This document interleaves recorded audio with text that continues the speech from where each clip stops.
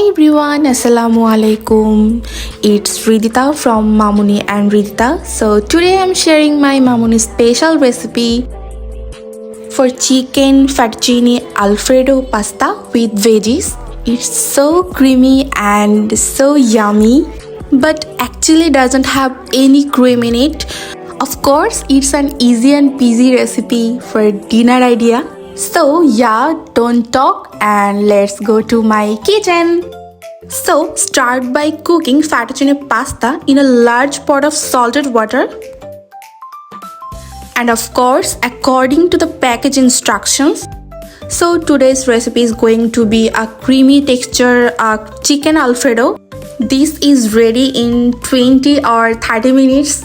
এখানে কিন্তু পাস্তাটাকে ভালো করে বয়েল করতে হবে, না হলে হচ্ছে এটা ভালো করে হবে না। দেন এর জন্য বারবার চেক করা হচ্ছিল।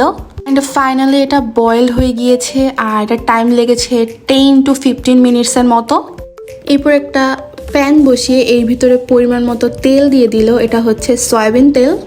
So here I have one breast piece chicken, of course bite-sized pieces, and add salt and black pepper, then fry. But feel free to use whatever season you have available.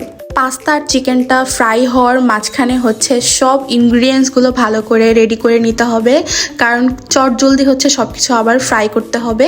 আর এখানে কিন্তু চিকেনটা ভালোই fry হয়ে গিয়েছে আর এটা কিন্তু পোড়া পোড়া হবে না। অ্যান্ড সেম প্যানে 1 টেবিল স্পুনের মতো বাটার দিয়ে দেওয়া হলো গার্লিক অ্যান্ড দেন জিঞ্জার। এরপরে দিয়ে দেওয়া হচ্ছে পেঁয়াজ কুচি, আর এটা হচ্ছে অপশনাল টোটালি, অনেকে হচ্ছে পেঁয়াজটা পছন্দ করে না আলফ্রেডোতে। Then add some colourful veggies like yellow and green capsicum, then হচ্ছে গাজর।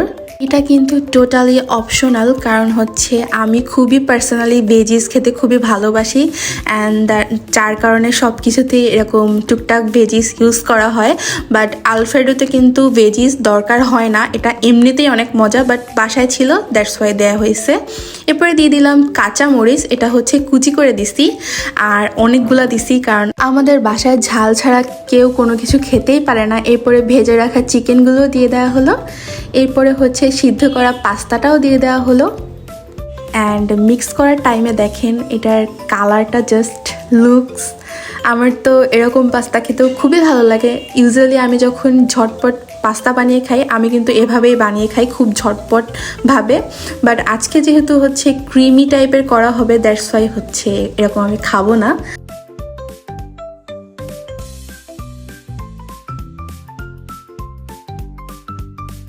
এবারে এখানে 2 কেজি তরল দুধ চালিয়ে 1 কেজি করে ফুল ক্রিম করে নেওয়া হয়েছে অ্যান্ড দেন এটা অ্যাড করা হয়েছে, যার কারণে এটা খুবই ক্রিমি একটা টেক্সচার দিবে।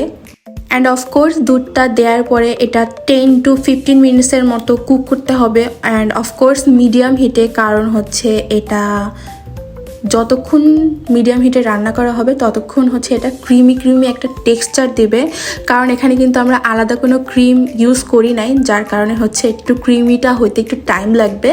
And then add some salt to taste. And দেখেন এটা কিন্তু অনেকটাই ঘন হয়ে এসছে আগের থেকে। সো এভাবে করে আলতো হাতে নেড়ে নেড়ে এটাকে মিক্স করতে হবে। আর এই যে লাস্ট টাইম হচ্ছে এটাকে ভালো করে একেবারে ক্রিমি চলে আসছে, ক্রিম টাইপের।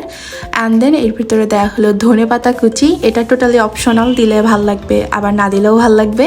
এরপরে দিয়ে দেওয়া হলো গ্রেট করা চিজ, এটাও টোটালি অপশনাল, এটাও বাসায় থাকলে দিবেন, না থাকলে দিবেন না। And finally Alfredo pasta ready. Just look at the texture, অনেক চিজি মনে হইতেছে না? আসলে অনেকগুলা চিজ দিছিল মামুনি। এবারে হচ্ছে আমি সার্ভ করব অ্যান্ড দেন আপনাদের খেয়ে রিভিউ দিব যে কেমন হয়েছে। এই যে দেখেন কতটা ক্রিমি আর চিজি, জাস্ট লুকস, মানে কোনো ক্রিম ছাড়া এভাবে এত মজার আলফ্রেডো পাস্তা বানানো যায় বাসায়।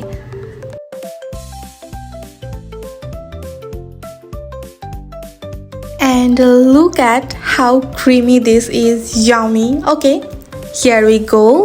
We are going to serve and it is the lighter Alfredo sauce because we doesn't the use of heavy cream, but it still has that looks creaminess to it.